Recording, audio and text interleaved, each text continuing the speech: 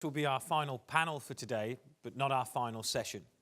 Our final session, of course, will be Anthony Annett wrapping things up for us and sharing his reflections on all of the wonderful contributions and discussions we've heard today. At the heart of our concern about ecology and the environment is what is happening to those who live in poverty. The poorest among us, whether as individuals or nations, bear the brunt of pollution and environmental damage, but do the least to cause it. We need to ask how we can construct a development path and social, economic, and energy policies that protect both the environment and the poorest among us. This is true whether we're talking about the international or domestic environment and development issues, whether it's mining in Central America, lead in the water supply in Flint, the aftermath of countless wars, climate change, impact in terms of floods and greenhouse emissions. Because those who live in poverty suffer so disproportionately from environmental degradation, how we protect and address their needs while at the same time protecting nature is perhaps the central moral concern. What strategies and development paths we choose and how we address environmental justice concerns are tests of our moral sensitivity and convictions. Pope Francis in Laudato Si points to this when he reminds us, as we've already heard today, about the need for an integral ecological approach that addresses poverty and environmental concerns, that requiring an integrated approach to combating poverty, restoring dignity to the excluded, and at the same time protecting nature. The World Bank acknowledges something similar, this linkage, when it claims that climate change is a threat to poverty reduction. Almost 1 billion people lack sufficient food to live a human life with dignity. Many more go without adequate access to potent water supplies. Healthcare is often non-existent or not easy to access. And when there is environmental damage to the health of the poorest communities, they suffer a double jeopardy if there isn't access to adequate healthcare. Rights to things such as food, water, healthcare, and education are of course not arbitrary but fundamental human rights, acknowledged by the perspectives of Catholic social teaching, the United Nations, and countless other bodies and traditions around the world. And the world's poorest people have virtually no say or representation at such bargaining or political tables where decisions are made about things that have such a great impact on their lives. And this is why at the international climate negotiations, for example, the voice of the poor must be heard in the design and delivery of mitigation and adaptation strategies. So to help us look more deeply into some of these issues and discuss some of the moral principles and policy paths that can move us forward, I want to introduce our final panel today. First of all, my great colleague and friend Catherine Marshall, who is a senior fellow at the Berkley Center for Religion, Peace and World Affairs, where she heads the center's program on religion and global development, and is also professor of the practice of development, conflict and religion here at Georgetown University. Second will be John Russo, who is a visiting research fellow at the Metropolitan Institute of Virginia Polytechnic Institute and State University. John was a founding member and co-director of the Center for Working Class Studies at Youngstown State University, as well as a visiting scholar here at Georgetown University's Kalmanovitz Initiative for Labor and the Working Poor. And finally, but certainly not least, Thomas Mazzaro, a Jesuit who is professor of moral theology and former dean of the Jesuit School of Theology at Santa Clara University in California. Tom writes and lectures frequently on topics concerning social justice and public policy. Previously, he served as professor at Boston College and also at the Western Jesuit School of Theology. And we're happy to say he's spending a sabbatical here at Georgetown in Washington, D.C. Please join me in welcoming our final distinguished panel.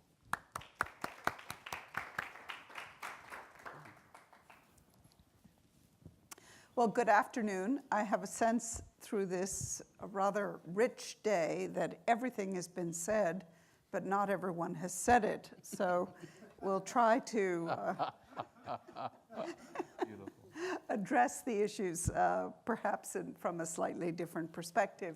And the perspective that I'm taking is essentially what are some of the debates that are roiling or are fermenting in the issues around climate change and poverty from the perspectives that I see them, which tends to be an international perspective. I've spent most of my career at the World Bank working in Africa, Latin America, East Asia, and so it's really from that perspective that I speak. And I start, therefore, with the Sustainable Development Goals, the so-called SDGs, which were approved just over a year ago by the United Nations General Assembly, and which are designed to provide both an ethical but also a practical framework for dealing with the world's major problems of basically of injustice as well as of human rights.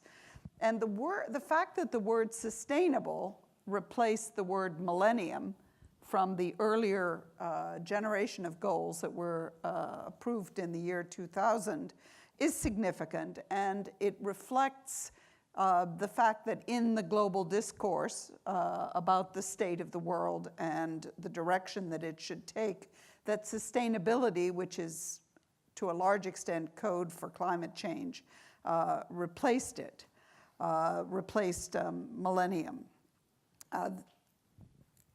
Sorry, seeing is indeed a challenge here.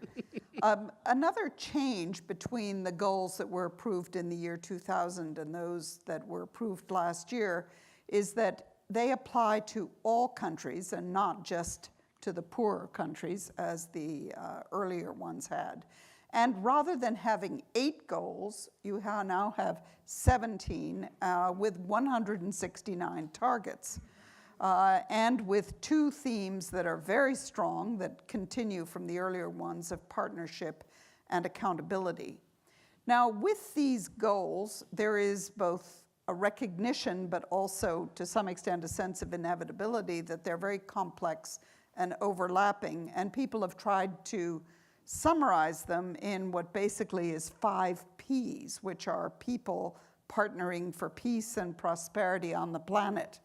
So in other words, what this signifies, which I think is of great significance for our discussion today, is a recognition that disciplines, worldviews, approaches that had been very separate and distinct, peace building, environmental management, development, humanitarian work, in fact, were so much intertwined that they need to be seen as part of a common framework.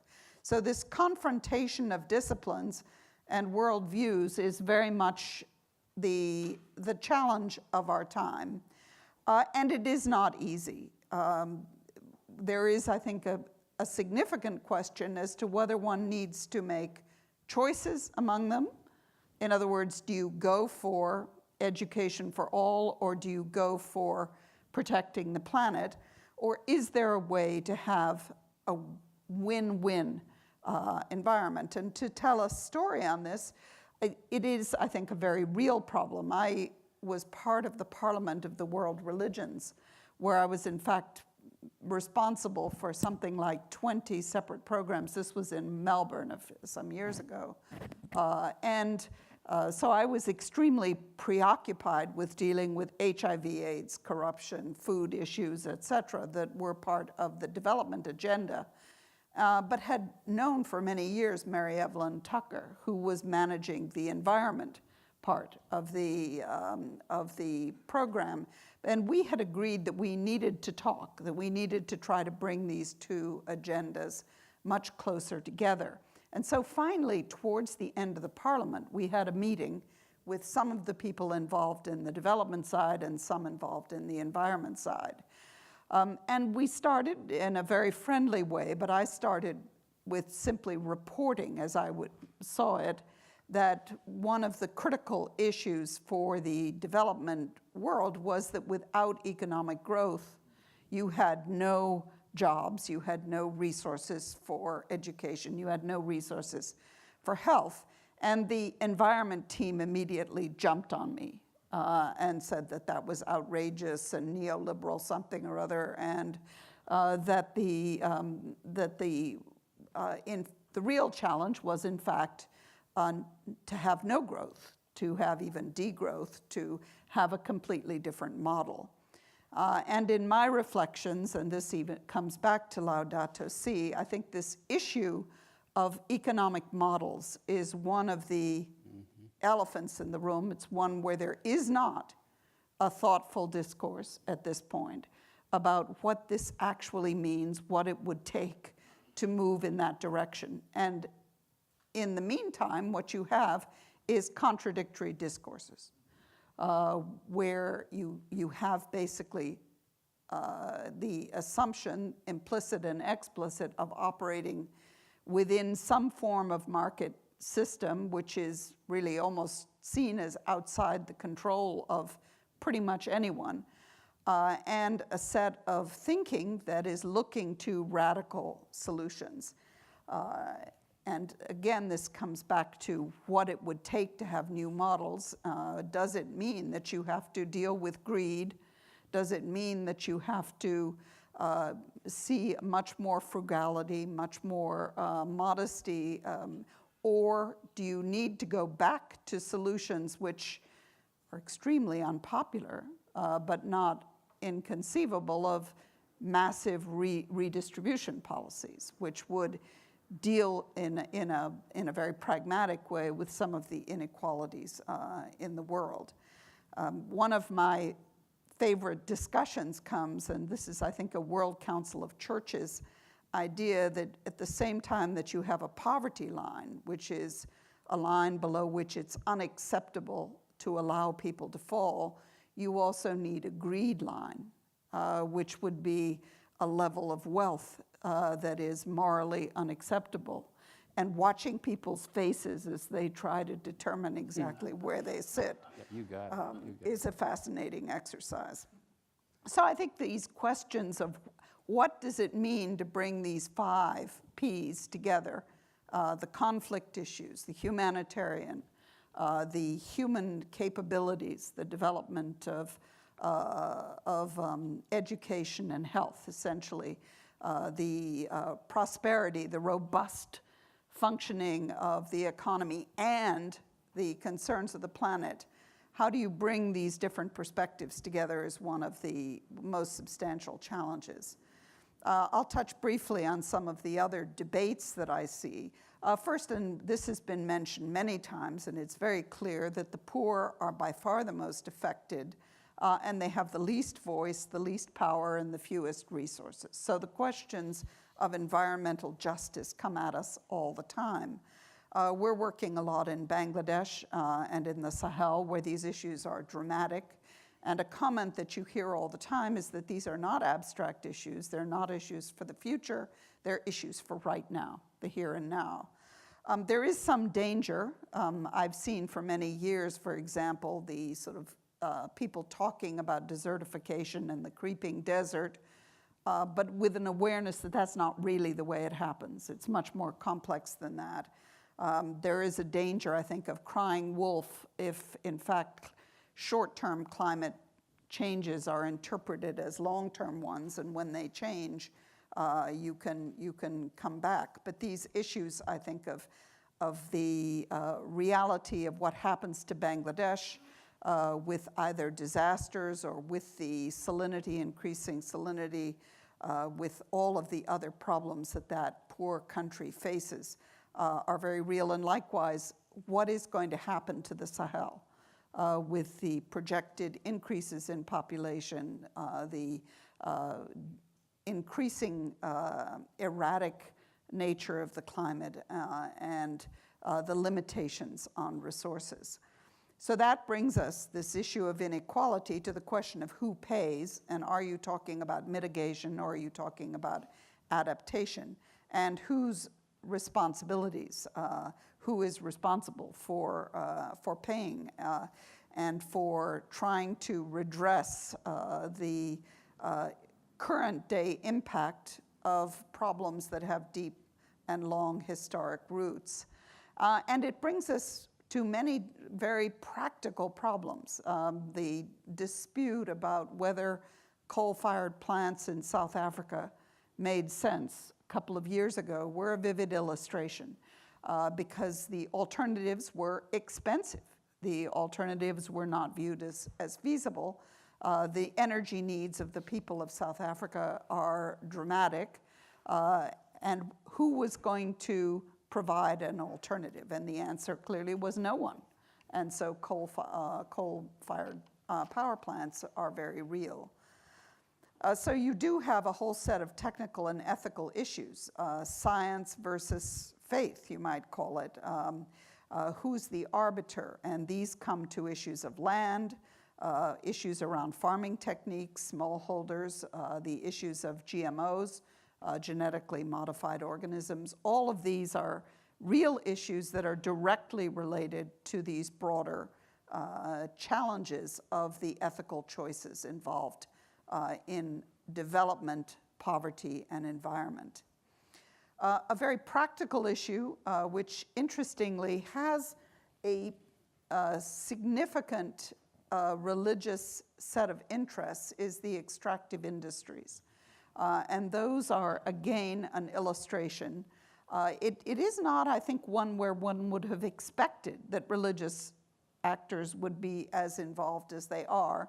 But it is the fact that particularly Catholic bishops, but others in very different world regions, starting really in Latin America, but also in Africa and also in Asia, have taken on a whole host of issues around extractive industries, whether to build a new mining enterprise or the taxation issues around a mining enterprise or the mismanagement in terms of leaking mercury or whatever, mistreatment of indigenous peoples, expropriation of land, a whole set of issues around those mining has created a situation where there is substantial concern and the heads of the mining companies have been worried enough that they're meeting at the Vatican and in other settings to try to work out some kind of a path forward. So I think there are a lot of very interesting issues in that debate, which of course have many ethical dimensions.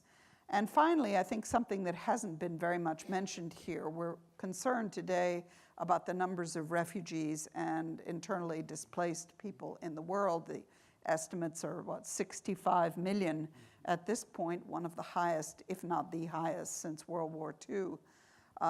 But the prognosis of what could happen with major climate disasters is that these numbers would be dwarfed by the numbers of people who would be forced to move, and the implications that would have for all of the countries affected, which could be worldwide, are ones that we've barely begun to reflect on today. Thank you very much, Catherine.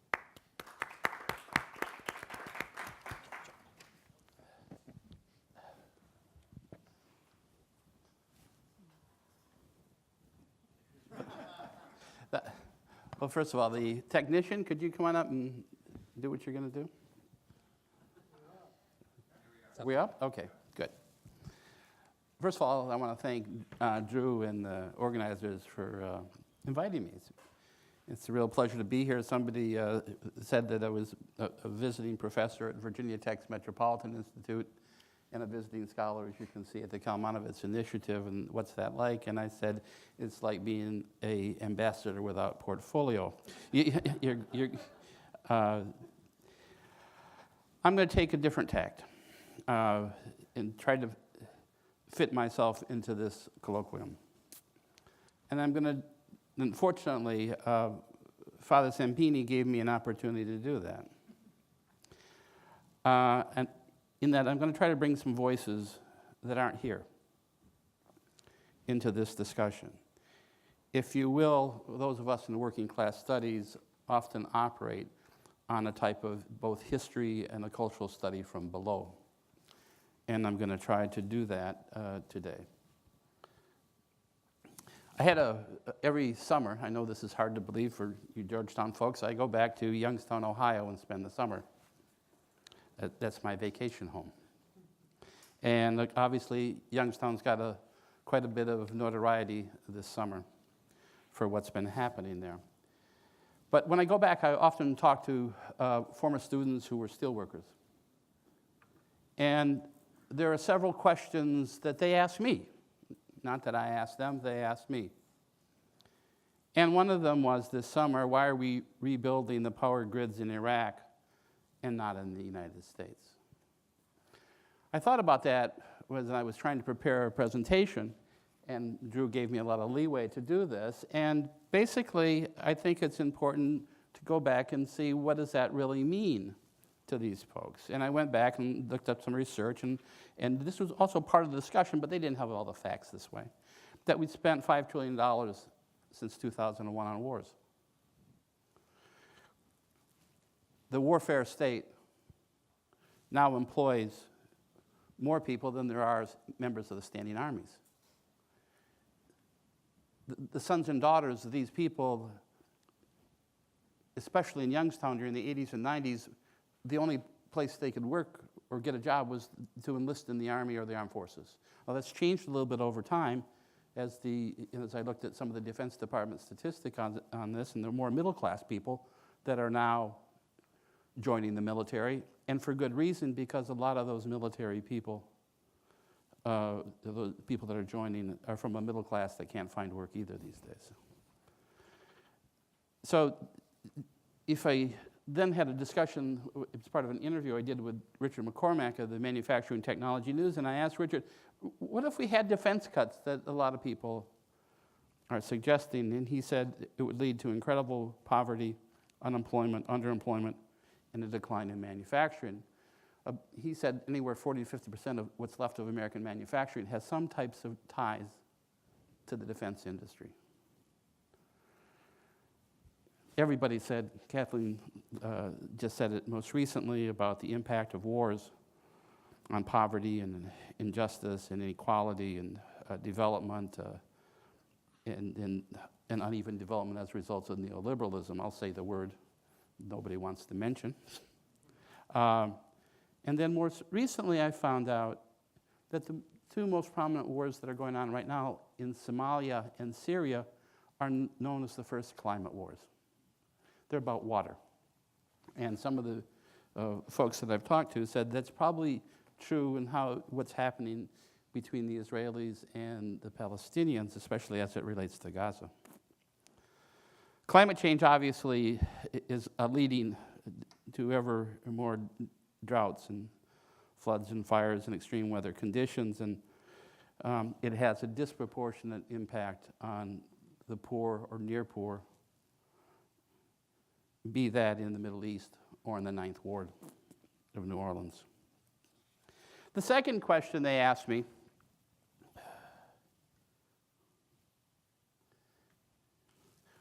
Doc, do you think it's going to get better or worse for us working people? The answer was, for me, was that we're at a tipping point. I guess the operative term today is inflection point. That there's a growing inequality that we already know that's going on in the country. We know that the United States, according to The Economist, is one of the leads in poverty among developed nations, or at least one of the top. I'm not going to go through all the sort of subtext there. In that there's a growing type of displacement now that's going not only to the working class, but the middle class. I've done a lot of writing this summer for Moyers and Company, Bill Moyers, about what's happening in places like Youngstown, and not just the working class, who are sort of taking the fall for the rise of Trump. When what we saw in Youngstown was a lot of middle-class people middle-class families who were angry about what was happening to them, what was happening to the American dream. They were angry about issues of race in the term of affirmative action. The kids couldn't get jobs and they had enormous debt. So we weren't going to let the working class take the fall for the rise of Trump. It didn't help, by the way, but that a certain other candidate referred to a lot of the people that I'm talking about as deplorable. There is this new class that Guy Standing calls the precariat, one of the most dangerous classes. They are both members of the working class and the middle class, and many of us, okay, it's not the other, it's many of us are suffering from insecurity, all types of insecurity. The following is a paid political announcement. Standing may be coming to the Georgetown in February as part of the Kalmanovitz initiative. And finally, we're right on the brink of this sort of fourth revolution that's going to lead to enormous number of more displacement and increases in levels of poverty.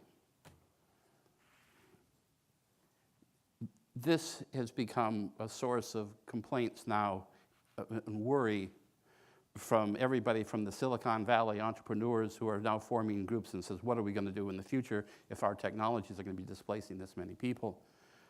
It's also being discussed by people like Michael Lind in the recent New York Times article when he said, and I quote, politicians should tell Americans that what they need to hear, not what they want to hear, and what they need to hear that it is possible for all Americans to have good lives even if they can't have good jobs. That's going to be a tough sell. And as I sent a note to Lind, I said, we can be asking the same thing of the top 10%. Somebody's especially good on this final thing about the fourth industrial revolution. And I'll just sort of let you sort of read it, because it's hard to read up here, and I can't read it all from at this point. But the point of it is he understood what this fourth industrial revolution meant, not only on top of what was put in Laudato Si, but the type of technological determinism that's driving a lot of changes in work, and that can also lead in terms of a great deal of poverty. So I think the question that really has to be asked is one that I think Drew and some other people who were at this recent Faith, Anger, and Trust and campaign in 2016 said a couple of weeks ago, and that's the question of what drives this religion. Does the religion drive politics, or does politics drive religion? I've sort of paraphrased that, and that's sort of the subtext of the discussions that we've been having here today.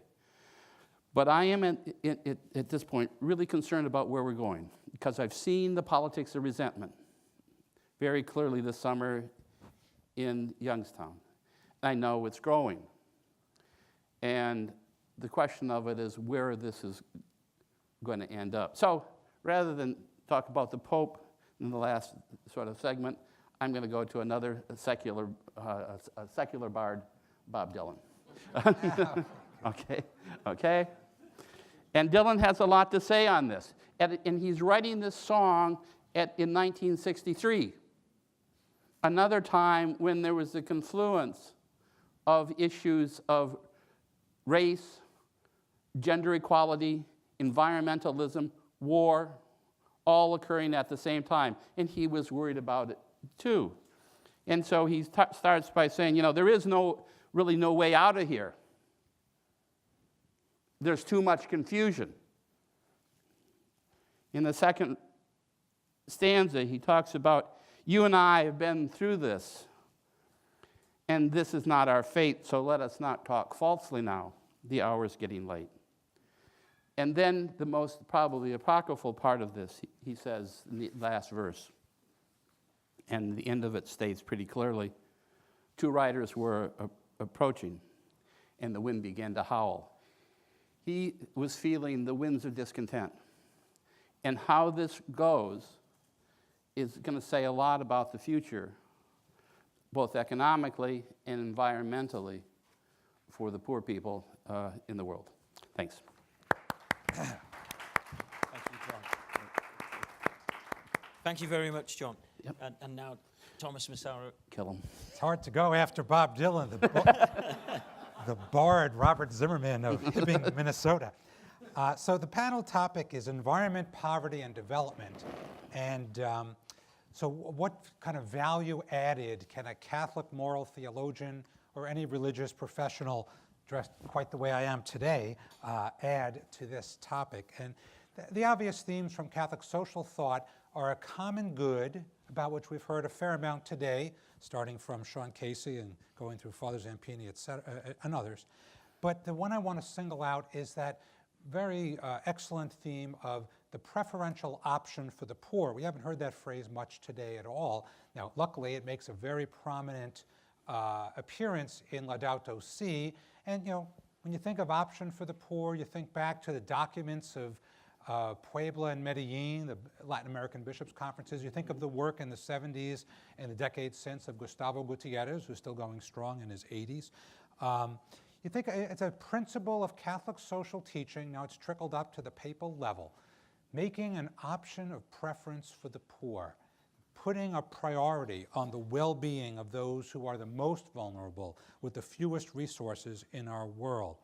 And it's really just a matter of connecting the dots between all of those principles that Catholic and other Christian sources have professed for hundreds of years, and the conditions, if we see, judge, and act, the conditions of our world today. So Laudato Si makes the same case that many of the earlier speakers in today's excellent conference have made, that when you do look around the world and you see who is really bearing a disproportionate cost of climate change and other global pollution crises, environmental crises, it is those with the fewest resources. It is those who have the least, and they're bearing the burden without really benefiting from the contemporary economy. Some decades ago, Leonardo Boff, that Brazilian theologian, wrote a book called Cry of the Earth, Cry of the Poor. That phrase comes up in Laudato Si several times. And you think around the world, you know, just empirically, what are the costs of that? And we've had reference to it just in the last few minutes. Desertification in Africa, the Sahel, rising water levels, and really delicate ecosystems like the floodplains of Bangladesh, and really many other examples that we could cite. That's the empirical side. And just to add the moral voice, what is the normative side? The normative side is simply to say, we are under a moral obligation, a serious ethical duty to recognize and to publicize the urgency of addressing these issues by people of faith, by any number of different faiths, or people of no faith at all. We're all under a solemn moral obligation to act, to see, judge, and of course to act.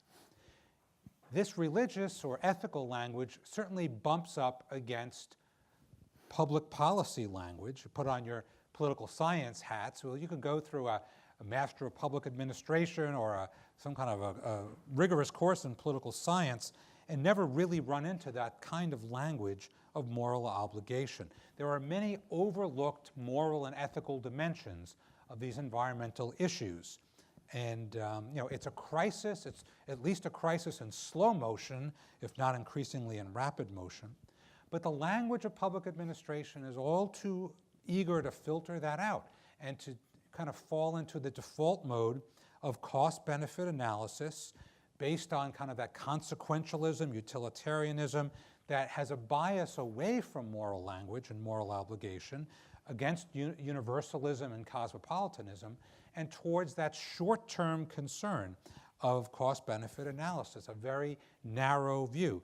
If you're a Lonerganian, as I sometimes am, you look at that language of scotosis or scotoma, blind spots that we have. We don't look past the next election or the next budget cycle. Several conference speakers have referred to that earlier. The claim of the option for the poor, grounded as it is in biblical language, teachings of Jesus, but many other religious leaders, really is a different language that we're talking past one another. We need to get beyond the utilitarianism, which talks about the greatest good of the greatest number, quantifiable, making claims that we can put things in dollars and cents, because that's not an adequate calculus, especially when we recognize the desperate needs of the poor who make a special claim on our polity and upon the scarce resources in the trade-offs that have to happen. If you're a close reader of Laudato Si, you will have noticed that Pope Francis is not satisfied with gradualism, with just slow responses. He's very impatient, I would call it a holy impatience, for replacing those kind of, plus or minus rational calculations, cap and trade or carbon offsets. If you look through paragraphs 23 and 171, he says that's okay, but it's certainly not enough. We need the language of spiritual conversion, of an integral ecology that calls more spiritually than it does just kind of rational calculations. So this is a call for policymakers to make normative implications, normative decisions about what is in the interest of all people, because it's deadly for those of less resources. So Sean Casey, in his opening keynote, talked about, well, let's talk about the zip code, make it a local issue.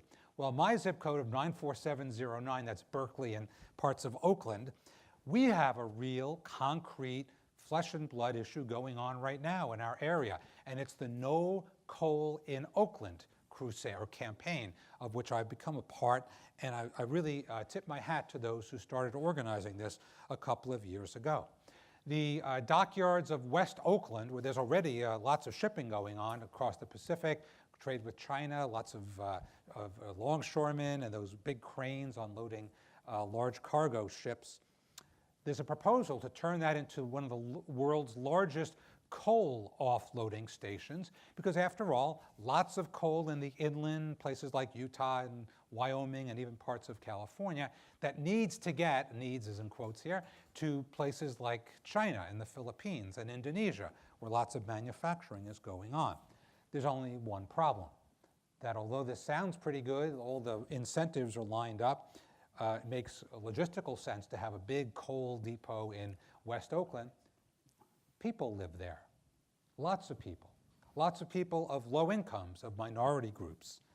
And so there's a big issue. Can we save those people from the pandemic of lung cancer and asthma that is absolutely certain to strike West Oakland worse than it already is unless we block this? And so the wheels of the political process are turning. I won't go into any great detail here, but there's a big advocacy campaign, and I'm very proud of the religious lobby groups like Interfaith Power and Light, which is California branch, but there's one in almost every state in this country, to stop and to have a No Coal in Oakland campaign. There's so many other issues that I could talk about. I tip my hat to the United Church of Christ, which, stronger than any Catholic advocacy effort in recent decades, has issued public policy statements pointing to the linkages of poor neighborhoods and the existence of what? All kinds of pollution dumping and incinerators that cause asthma and lung cancer and many other issues. We could all point to both domestic U.S. issues and, of course, issues across the globe, especially in the two-thirds world, where there are conditions that create climate refugees. Just think of the Pacific Islands, those small nations and shoreline areas of low-income countries, poorer countries that are desperately poor and will suffer the most from further climate change and rising sea levels. So without going into any further detail, use your mind's eye, use your imagination. Imagine the plight of these poor, vulnerable communities and their desperate struggle just to avoid the worst excesses of climate change. My guidelines here, by way of closing, is simply to say this. The battle against climate change and to make a more sustainable world will call for sacrifice from every single one of us. In fact, if you're not sacrificing something, if you haven't tightened your belt where it really does hurt, if you haven't made a few enemies by going out on a limb and advocating for against climate change and for more sustainable lifestyles, then you're probably not doing enough. Those themes of the new Sustainable Development Goals, calling for greater accountability and participation and transparency, really are the front lines of our environmental struggles. And the case of the water crisis in Flint is just the latest flare-up of a really bad political system that really does hurt the marginalized more and cries out for change. So I'm proud of those religious communities that have made advocacy. We need to tap their energies even more. We need to really make an option for the poor as a guideline, a principle that all of us can follow. You can talk about this on a confessional level. You can quote Galatians 2:10, do not forget the poor. Or it could be an advocacy campaign that prescinds from confessional language, just on the level of kind of universal concern for other people. Core beliefs about caring for others beyond oneself. But the religious community, the philosophically minded community, the humanitarian community really needs to continue to lend its voice and to stop climate change. Thank you. Good job, Tom. So thank you all very much. So we've got time for some questions, and just to get the ball rolling, I'm going to throw one out at you all. You all mentioned many, many issues. If you had to identify the single most issue, the most important challenge facing those working at the interface of poverty and the environment, what would it be?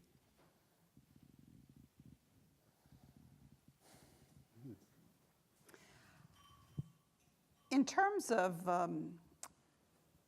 the greatest long-term impact, I think it is confronting and trying to address those contradictory tendencies, the apparent contradictions between people having jobs, education, health, and a decent life, and protecting the climate, because those are such sweeping issues and thus such enormous contradictions that they, I think, in many ways block almost any other approaches, which become quite micro.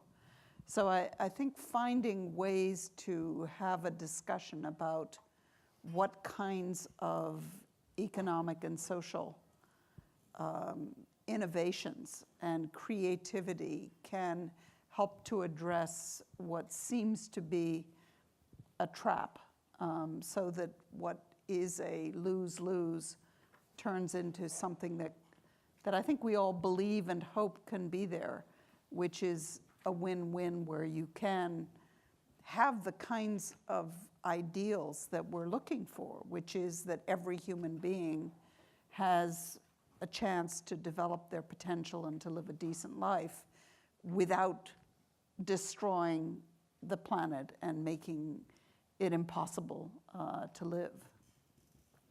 I agree with what Catherine said, and I'll just put a finer point on it. We need to send a signal that fossil fuel industry has to change, and we need to disinvest from that industry. I know Georgetown has been very lively debates, kind of a ground zero, students against fossil fuel, and whether that's university portfolios or all kinds of investment portfolios, we need to disinvest from fossil fuels. And I agree with both of them, except I don't think it can be done without setting up a different type of social safety net. Mm-hmm. The discussion right now that's going on, both in Europe and the United States, is about basic incomes. And otherwise, if you don't have a better social safety net, there's going to be enormous problems. What I would say is the problem in Youngstown is dissimilar to what you're saying. We're right at the center of the fracking industry, where we're right near Utica Shale. And so for a while, that was going to be the panacea that was going to bring the whole community back together. We had Obama gave us a beautiful new steel mill to make pipe. And suddenly we had earthquakes, because of the injection wells. There were attempts to buy or to have wells in Mill Creek Park, which is a Frederick Law Olmsted Park that's 12 miles long, and that incipient rebellion. And a group of environmentalists got together and started putting referendums on the city ballot, basically to prevent any more wells, injection wells, or the other wells in the city. And the uproar was absolutely unbelievable. The labor union was against it, the business community was against it, the city leaders were against it. And God bless them, they've done it 9 times, they're doing it again. They've lost every time, getting closer, but they're trying to sort of prevent that. But even though if they get it passed, it won't be enforceable because 6 years or 8 years ago now, the oil and gas industry made sure that city governments could not pass legislation like this. And all decisions regarding the oil and gas industry will be done by the Department of Natural Resources in the state of Ohio. It was all done in 2006. The game was already rigged, to use a popular line from a certain candidate. But what's great about them is they're going to continue to do this. Every election, they're going to get enough signatures and put it on the ballot. And even though if they know it passes, it's not going to go anywhere. Great, thank you all. So we'll now open up to the floor. There's one at the back there. If we've got the mic, thanks. Hi, my name is Tessa Pulaski, and I'm a recent graduate of Georgetown, and I interned in the climate displacement program at Refugees International. And the woman I researched for, Alice Thomas, finds the Syria narrative to be somewhat problematic because while climate had a role in causing the crisis in Syria, there's a lot of other factors that can account for what happened, and the way the media covered it was sometimes a bit alarmist and not always completely comprehensive. So how do we share the narrative of climate change's most impact on the most marginalized, vulnerable populations in the developing world, while also recognizing issues with conflict and protracted displacement and other cross-cutting issues? I was actually touching on at least a related issue in some of my concern that when the popular narrative, which is designed to wake people up, goes beyond it does not deal with the complexity, it can backfire. It's the story of crying wolf. In the same way that every time there's a cold winter, people say, well, see, climate change is not real.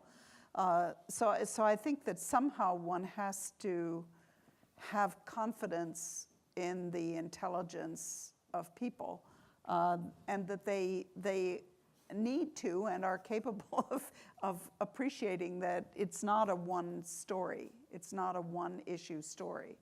So I think that has to be part of the way all of us approach it, no matter how terrified we are of what's happening and the potentially awful consequences. I think there still has to be a thoughtful exchange, and likewise a recognition that there are difficult ethical choices at every stage of the way, trade-offs, and that what we're looking for are better solutions, but in the meantime we need to recognize that it's not completely one side is evil and the other is good, but that often it's a more complex mix. Tom, George? And just to say, Tessa, you're correct. It's a multi-causal. People don't move from one place to another just for one reason. It's usually a multi-causal factor. The language about multi-causal is very much appropriate, but I constantly keep asking for whom? You know, who is really benefiting from the incrementalism? You know, is it the same people that got us into this mess?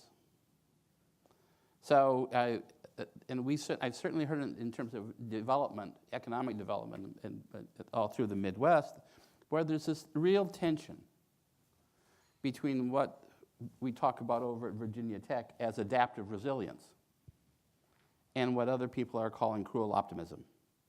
And wading into this sort of mess, but you want to have type of development, but development for whom? Becomes a real critical issue in that particular debate. And I think it even gets I know you're back there somewhere, it becomes even more difficult when you talk about nation states. What is Syria going to look like after all the bombing is over? You know, it's one thing about coming to Youngstown. I have an apartment not too far from here where the former deputy director of the CIA is my neighbor. And I asked him, what's going on there? It's an amoeba. Things are shifting and changing. What's it going to be like? No idea. I said, what are we in there for? Real questions. And it's a very difficult question. And then, because there's, like you said, a lot of it's been talked about as a religious war. And then it's sort of, some people talk about an oil war, some people, the climate war and the water war, and how we sort of defining that. But the only one thing that's common is war. And then the question of it is, and part of today's discussion with the Defense Department folks, there's a certain assumptions about war and now a warfare state. It is complex, but you got to sort of wade in and say, well, what types of reforms are we suggesting, the rate of it, and for whom? Thank you very much. Marianne? I wonder if I could ask you, perhaps all, to say a little bit more about what John mentioned as a different kind of social safety net. Because what we're seeing here in this election with the rise of Trump is not unique to the United States. You saw that same concerns in the Brexit vote. You see it in the Philippines. You see it in rise of strong men around the world because of a sense of unrest. And the social safety net, if you think of half the planet are subsistence farmers. What was their social safety net traditionally? It was having enough harvest to put some aside. It was putting some seeds aside to be able to plant the next year. Not only are half the planet's subsistence farmers, but in many of these countries, it's 60 to 80% of the population under 24 years of age. So we're talking about this, the social safety net for them used to be family, to be standing beside you in times of hardship, not a government social safety net. And that's no longer, they're not able to provide that because of climate change and other factors, but also people having to move to find jobs. So that social safety net of family is not there for that half of the population. For the part of the population in advanced in industrialized democracies, we've been seeing the erosion of the social safety nets from the 1980s onward. And you know, the previous generations who worked very hard to build social safety nets, to build infrastructure, your question, why are we building roads abroad and not here, and not having those investments even maintained, let alone continued. So, the social safety net used to be get a good job, you know, get a good education. Well, robotics and information technology means that none of those are safe, except if you're at the very highest end of the economic spectrum. You know, your greed tax or your greed line is a very interesting way of thinking about that. What ideas do you have about how to rethink? Because the social safety nets of the past are gone. You know, what would be the ways that you could build those nets for the future? Well, I'll be interested in hearing what it is that you have in mind. And you've pointed to a lot of the factors that the notion of the welfare state is no longer financially viable. Plus it has all sorts of flaws in it. And so the challenge is to come up with better systems. And people are talking, you know, there are conditional cash transfer programs. There is a whole movement for an unconditional cash transfer, which would essentially be a guaranteed minimum wage, which at least in wealthy countries is feasible, but is not feasible, as you point out, in societies where there simply is no safety net to speak of. And clearly it's tied also to the fact that more than half the world's population now lives in cities where traditional village support systems no longer function. That was one of the shocks of the East Asia crisis of 97, 99, that the assumption that families would provide a safety net of some kind proved to be false. And so those countries are scrambling to try to develop some basic social protection for the people who are poorest. So there's clearly no simple answer at a global level, and many countries are grappling with how to deal with aging populations, high dependency, youth, etc., without very good answers.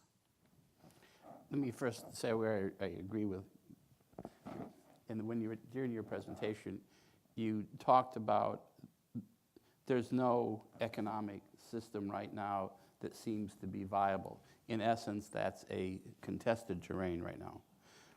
It's not that only the welfare capitalism as has been functioning or did function became in disrepute.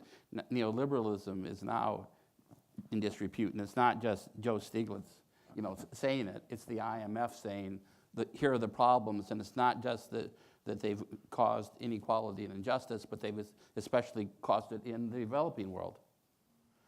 And there is no, so if you don't have the sort of old Keynesian ideas, and now we don't have the sort of Milton Friedman neoliberalism ideas of what's left, you can read in the Wall Street Journal, they'll tell you, well, I think the new form of capitalism will be like it's been functioning in China. That appears to me like fascism, but I don't want to, it's not, but it's, as a reporter from the Financial Times told me who spent a lot of time there, it's not exactly that. Well, it certainly looks that way from the outside, and by the way, they're not doing so well right now. So it's in that sort of contested terrain about where you're going. More specifically, I think it's Marianne. Yeah, I think I'd recognize your voice. I think we're going to go to a basic income. It's going to take a while, but I think it's on the horizon. Everybody's really sort of aware of it privately. And that's why when all the Silicon Valley folks started having these discussions about the displacement in terms of technology and the politics of resentment that had been building toward them and toward the whole elite communities, we've got to do something about that. The IMF is really worried about it. I'm doing writing an article on this right now. I'll let it out of the bag. I mean, as I said earlier, Joe Stiglitz, has been criticizing neoliberalism for some time. But when the economists at the IMF and Christine Lagarde start complaining about it, there's something else going on. And it's not just Trump, and it's not just Brexit, which is the two things that seem to get out of play. It's the rise of right-wing parties all through Europe. Okay? I think the IMF knows that they can control the situation with their left-wing parties as they did in Greece. But I think they're very worried about what might happen if in Germany or France, these right-wing organizations or political parties come into power. I don't think they can control them. Much like the elites here feel like not sure they can control Trump. So there's a lot sort of going on in that sort of terrain right now, but like you're saying, we're just sort of swimming without a dominant economic theory that's going to drive this, but with the rudder being the politics of resentment, said, who got us into this mess? It's easy to agree with the diagnosis that we need something different, but what will that be? I hate falling into cliches, but that phrase that we keep hearing every generation, we need a new social contract. I don't know what it will be, but I agree, we need something new. Okay, Clara Augusto, and then just behind. Thank you very much, the three of you. It was fascinating. I would like to ask a question to everybody, but based on a phrase of Laudato Si. I was desperate to ask this question in this context in the US.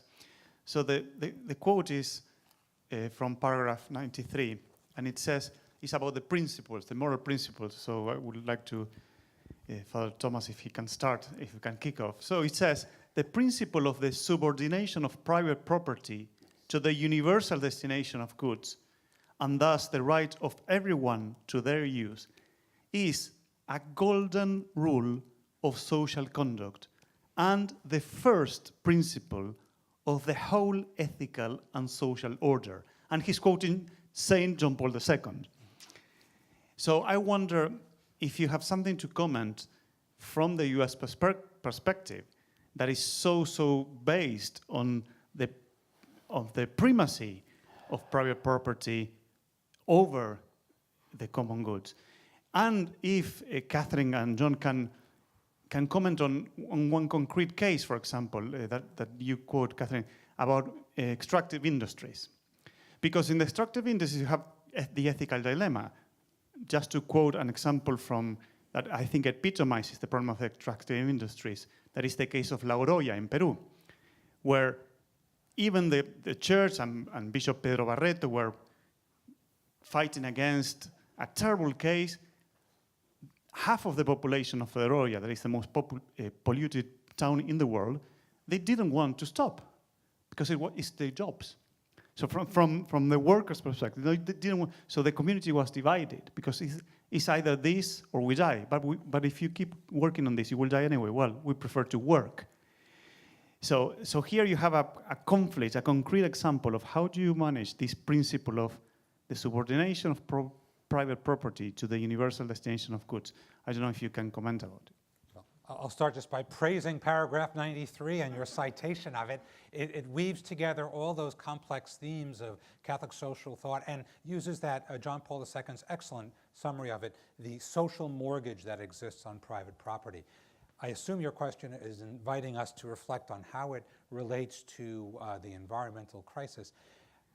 We have a responsibility to use our property in a way that not only gives others a chance for participation in the economy, a chance for sustenance, a chance to fulfill their obligations to, say, raise a family and care for all, but also to preserve the earth. And so that raises the bar. We have to use this property that we only use by way of, God intends it for all, but we've appropriated it to ourselves. Our use of it has to be environmentally sensitive now with this encyclical as well. So big obligations. Nobody can hide behind the principle, though, of absolute private property. I don't have an answer, but I know any obligation has to be fulfilled in all of those dimensions now. Go ahead. You want me to- I start with, it's complicated. Yeah. And certainly that's one of the privileges of age, is sort of being aware in so many of these issues that the case you cite in Peru is an excellent example. And clearly what one is looking for is better solutions. No, the property issue is one that really is a frustrating one. It's embedded in the Constitution, the right to private property. It's also a critical economic principle that people will invest more and take better care of something when they have a guarantee of ownership. It's part of law and order. When you talk about rule of law, we're talking about property in many cases. So then you come to the balance between the public good and the individual rights to property. And nowhere is this more vivid than in issues on land. And sadly, many countries have basically said land ownership is the public property, it's the government that controls them. So we're seeing land grabs in many parts of the world where the implicit rights or the inherited rights of people, indigenous and others, are run roughshod over. So I don't think it's another one of these problems that I don't think we have dealt with effectively. But when you have an absolute sense of private property, this sort of visceral sense that what's mine is mine, and nobody can interfere with it, it does make it very, very difficult, first of all, to deal with any principle of the common good, but also with an adult conversation about the balance between the interests of different communities, different groups, and different individuals, which is clearly right at the heart of the basic environmental challenges that we're facing. Yeah, there's a lot that's going on with this. I mean, I've debated another of business people on this, and the question of it is, all right, if we believe that private property is everything, which Sacred. all right, it's pretty much sacred, which I don't, okay? Then let's tax the negative externalities, okay? And that means all the damage that's being done to the environment, and I would read the litany of things that you'd have to pay for. Then, of course, well, the price of gas would be too much, and it would be an uproar. So we want to socialize all the negative externalities, but privatize the property and the profits. And that, I think it's a really big issue. I mean, how we're going to sort of, and we're playing with the carbon taxes, sort of a game, minimalist type of game. But there has to be a sort of underlying dominant current. And that's perhaps why, since coming to Georgetown, I'm going to all the things that Drew gets me to go to in terms of Catholic social teaching, and trying to, and you know, as I said to my friend, why was I reading Laudato Si at 6:30 in the morning, you know, when it came out? There's something going on there. There's an underpinning. And where I think, where I would probably have been on the other side of this, the politics inform my religious beliefs, I think increasingly now religion is informing my politics. And I think that's very important to sort of, which is what you guys are dealing with all the time here at Georgetown. Great, thank you. If we just very briefly take the final question and a very brief answer from each of you, if at all possible, one-word answer. But Oh boy. Hi, my name is Preston Land. I'm an environmental historian in the graduate department here at Georgetown, the Department of History. Earlier, Mr. Mannion asked the panel in regards to poverty and the environment what the greatest difficulties facing those were, and the summation of those answers were essentially concerns with social safety net and maintaining jobs sustainability. I've heard a lot of academics and officials argue that it's a lot more fundamental to that, and it is essentially explosive population growth around the world in the past 50 to 100 years, which is exacerbating climate change and resource scarcity and its effects thereof. And I was wondering, is there any, in the religion community, both domestically and around the world, is there any programs or plans that have been conjoined with the secular side, the governments and NGOs and things like that, that are looking at ways to mitigate explosive population growth as a fundamental way to ameliorate the effects of climate change and resource scarcity that overpopulation in so many parts of the world seem to be exacerbating? Thank you. The simple answer to that is it's complicated. And there's an enormous diversity of views on the demographic issues among different religious traditions. Let's be very clear about that. I think the general consensus that I hear is that the population bomb, the Malthusian assumptions that people used to hold are much less, first of all, they're much less true, but they're also even more politically explosive, not to speak of incorrect. And the sense is that is not the number one issue, that it is possible to feed people, it is possible to have a decent life with the proper policies and the proper technologies, and those are obviously the huge ifs.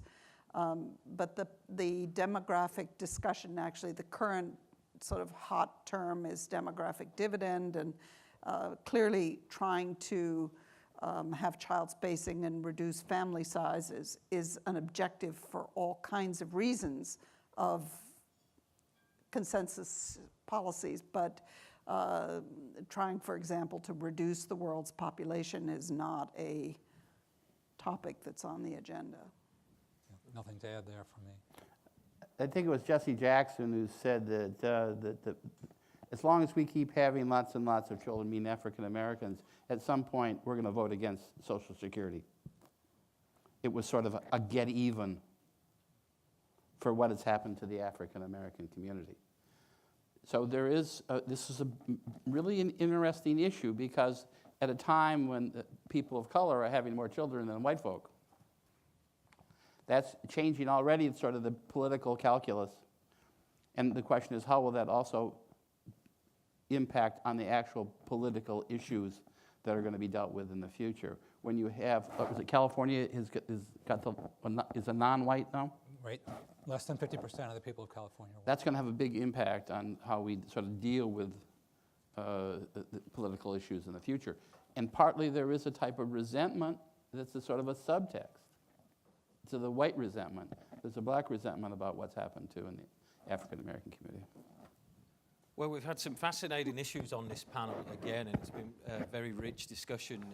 To end on a slightly more positive note, one would hope, or optimistic, there is, when Marx and Engels, mostly Marx, were writing the Communist Manifesto, they opened it with the words, a spectre is haunting Europe, and it was the spectre of a new social movement when people were tired of the inequalities of that day. It was the spectre of communism, as Marx identified it. I think we can look at the movements behind people like Trump or Brexit and analogous movements in other countries, but you also see the popularity, especially among younger people, of people like Bernie Sanders, Jeremy Corbyn, and Pope Francis. And those and other like movements share in common a passionate concern for the poor and for the environment. So the future looks much brighter in one sense. The present and middle-term future, well, that looks complicated, as Catherine would say. But join me in thanking all of our panelists for their wonderful contributions.